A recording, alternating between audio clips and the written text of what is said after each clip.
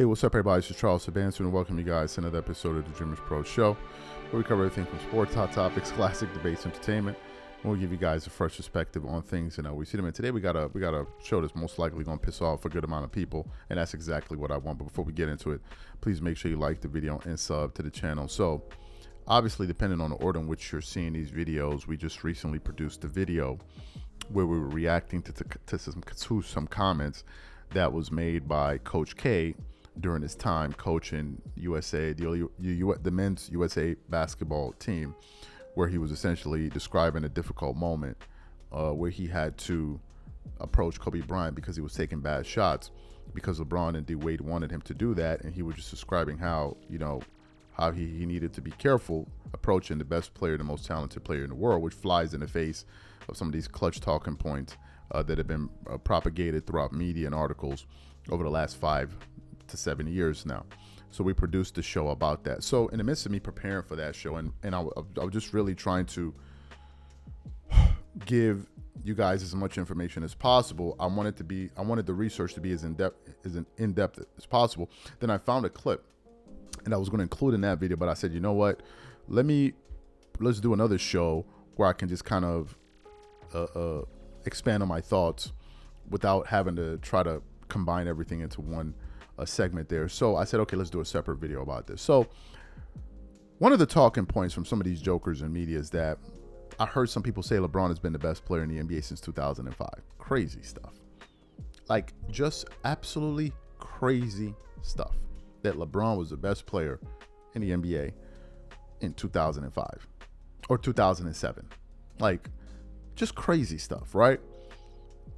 So I then went through the internet and I found an old clip that I've seen many times, but I said it's important we play this video for you guys here today, because it's one thing if I say it, oh, it's a Kobe stan, but it's another thing if LeBron himself is saying it, because then you're hearing it from the horse's mouth. What we would like to do now is play a clip of LeBron when he sat down with 60 Minutes in 2009. Okay? LeBron came into the NBA in 2003. So that means 6 years had gone by. 6 years had gone by, and LeBron had been in the NBA. And then he says in 2009 that Kobe's the best player in the world, which means that would fly in the face of all of these twerking ass, honey rubbing, booty smacking, clutch sports affiliates that have been destroying the media landscape over the last few years, that have been saying that, oh, LeBron been the best player since 2007. Well, that's interesting, because in 2009, 2010, he was saying that guy, Kobe, the guy that a lot of LeBron fans think, because the new one is, oh, nobody was saying Kobe was this good before when he was alive. Bro, where y'all been at? Just say you didn't know. Just say you didn't know. Nobody, like, what are we even talking? Do you guys realize that the real GOAT debate started before it was online? It was between Kobe and Jordan. Are you guys even aware? Of course y'all don't know about that. All you know is how far the honey is willing to go. That's all you know. The only history LeBron fans know is LeBron history. So before we go any further, we want to play your king saying on 60 Minutes that Kobe Bryant in 2009, 2010 was better than him. Take a listen to that there. Who's the best player in the NBA? Kobe Bryant. Better than you? I would have to say right now. He's a really, really good player. Individually, he has some of the best skills that the NBA has ever seen in history. And he's shown year after year after year why he continues to be one of the best players in our league. I'm getting better, though. So you heard what LeBron James had to say. Now, I want to say this quickly. I've said it a lot of times, but I want to say it once more. The easiest people to be in an argument are LeBron fans.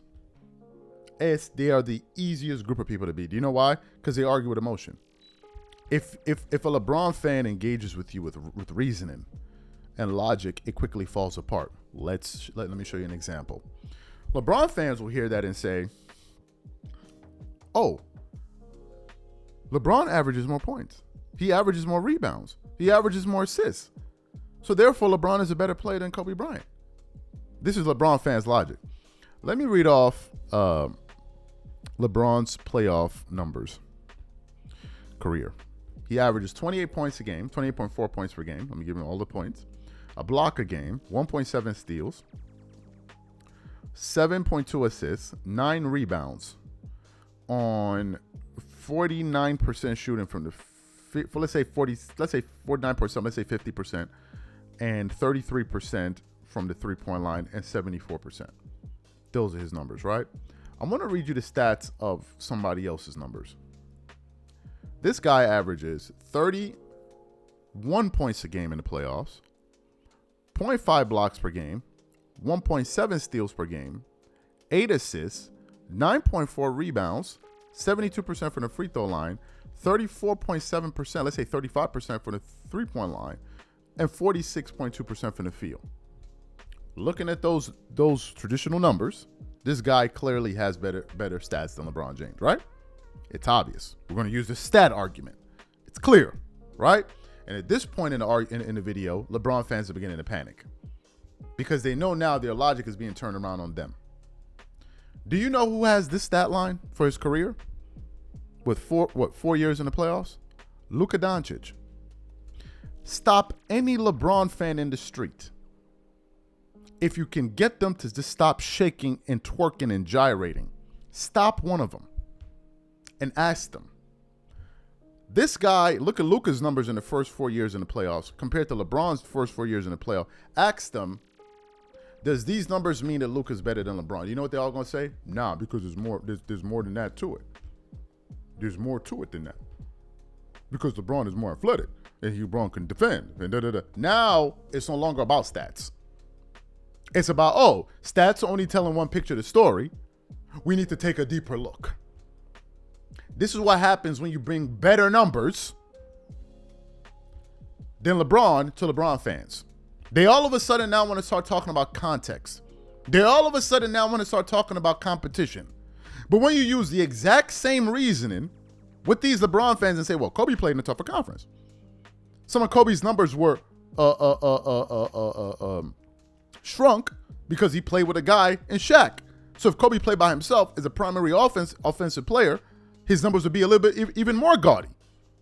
Oh, no, I don't want to hear that, man. The stats are the stats. You know, LeBron clears Kobe in every single statistical. This is what they do. This is what they do. The point I'm trying to make is it all comes down to your opinion. Because stats can tell you whatever it wants to tell you. Jordan has even better numbers than this. And when it comes to Jordan, they now try to switch it. They try to move from stats. The very thing they use to argue against Kobe, they move away from it. And they go in search of something else. Since they know they can't beat Jordan with the statistical numbers and accomplishments, they now move to competition and other ancillary ridiculous points. They just move the argument to whatever would work for them. That is all. Their argument for Kobe is stats. When you bring somebody with better stats, they move to the next thing. Listen to a typical LeBron fan argue. They are always moving the goalpost. Always. Always. But here you have it, their king, saying that, no, this guy was better. So you think LeBron wasn't aware of his stats? Of course he was. So why did he say Kobe was better? Because he knew there was more to it than just the stats you're averaging. There was the eye test. There was the defense. There was the grit. There was the tenacity. There was the leadership. Where does that show up in any of those stats? Nowhere. There was the mental toughness. Where does that show up on the stat sheet? It doesn't show up anywhere. Now, does it? But here you have LeBron himself saying it. So what's my position on all of this? My position is simply this. Kobe's better than LeBron all time. For the vast majority, when Kobe was playing in his career and when LeBron was in his career, Kobe was better than LeBron. This is my thesis here. Okay? From 2003 to about 2012, Kobe was the best player in the world. No one can come up to me with a straight face and tell me LeBron was the best player in the NBA in 2009 after we witnessed him in the finals in 2011. It don't work. You know, the thing of, LeBron always do you know Dwayne Wade led the Miami Heat in scoring in the playoffs in 2011? So how was LeBron the best player in the world? No, help me figure it out. Because when we say Kobe was damn good playing with Shaq when he had similar numbers in the playoffs, you're like, no, he got carried. So Dwayne Wade was getting carried by LeBron. LeBron was getting carried by Dwayne Wade. And we can make an argument that LeBron cost Dwayne Wade a ring. Do you see how all of this works when you use logic with these people? So LeBron fans, help me figure it out.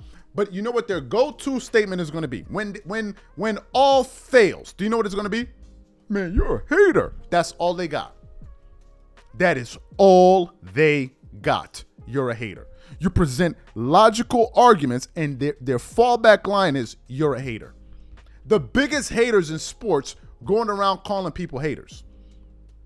LeBron fans are the biggest haters in sport, but they have the nerve to run around calling other people haters. Who do they hate on? Let's go through some of the names. Stephen Curry, Kevin Durant, Kawhi Leonard, Kobe Bryant, Michael Jordan, and whoever else people think is great. They hate on them. But then turn around and try to play the victim card. Oh, man, all they do is hate on LeBron. They ask you, why do you hate LeBron? It's like, are you kidding me? A LeBron fan asking me this? I'll close with this. We posted a picture of Kobe and his daughter on our Instagram. Just a memorial story. So people were leaving comments. I went through the story to see. And then one guy left a laughing emoji. And then I went to the message. He was still laughing. Like, haha, laugh. It's a LeBron fan. That's LeBron fan. Why would I'm not that type of dude. I'm not that type of dude. They are. So the facts are, from 2003, I'm willing to make the argument. From 2003 to 2012, Kobe was the best player in the world. And LeBron took over around 2013, because ain't nobody convinced. Let me say 2012, 13, it was arguable. But yeah, 2012, 2013, I'll give you all that. To about 2019. And then came Giannis. And then came Nikola Jokic. And then that was it. I'm willing to make that argument. But I'm not entertaining no stupid argument about LeBron was the best player in the world in 2007. Not after we witnessed dude collapse like a baby in the finals in 2011. Let's stop the nonsense. This isn't about hating on LeBron. This is about setting the record straight about Kobe. This is what it's about. It's about setting the record straight. Kobe been that dude. Your favorite player knew it. Forget about what y'all are saying. Your favorite player knew it. Talking about, no, he was just saying that to be respectful. Really, he was saying that to be respectful, but in 2016, he called himself the GOAT. So what happened to all the respect? Where did it go to? I'm going to let y'all hold that. Catch y'all later. I'm out.